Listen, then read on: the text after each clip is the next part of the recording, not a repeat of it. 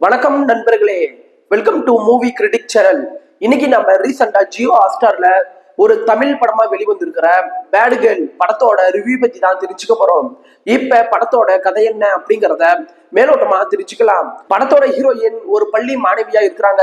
அவங்களுடைய 15 வயசுல இருந்து 30 வயசு வரைக்கும் இந்த இடைப்பட்ட காலத்துல அவங்களுக்கு ஏற்படுற கனவுகள் என்னென்ன, காதல்கள் என்னென்ன, இந்த சமூகத்துல இருக்கிற கட்டுப்பாடுகளை அவங்க எப்படி எதிர்கொள்றாங்க அப்படின்னு சொல்றதுதான் படத்தோட கதையே. வழக்கமா படங்கள்ல பெண்ணை மையமா வச்சு வர படங்கள் குறைவுதான். இந்த படம் ஒரு பெண்ணை மையமா வச்சு வந்த படம் அப்படிங்கறனால இந்த படம் பாராட்டத்தக்கது. படத்துல அஞ்சலி சிவராமன் அப்படிங்கிறவங்க தான் ரம்யா அப்படிங்கிற ஒரு கதாபாத்திரத்துல நடிச்சிருக்கிறாங்க. அவங்க படத்துல குறும்பு, குழப்பம், உண்மையை உணர்றது, இந்த இடங்கள்ல முக பாவனைகள் மூலமா அந்த கதாபாத்திரத்தை பல இடங்கள்ல சிறப்பிச்சிருக்கிறாங்க. இந்த படம் 1 மணி நேரம் 55 நிமிஷம் ரன் ஆகக்கூடிய ஷார்ட்டான படம். குயிக்காவே உங்களால பார்த்து முடிக்க முடியும். இந்த படத்தோட மைய கருவே பெண் சுதந்திரம் தான்.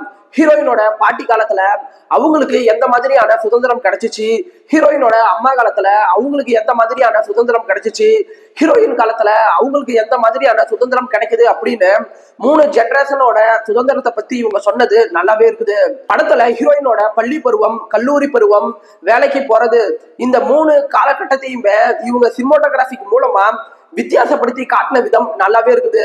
படத்தோட குறைகள் அப்படின்னு எடுத்துட்டீங்கன்னா, இந்த படத்தோட ஸ்கிரீன் பிளே ரொம்பவே ஸ்லோவா தான் மூவ் ஆகுது.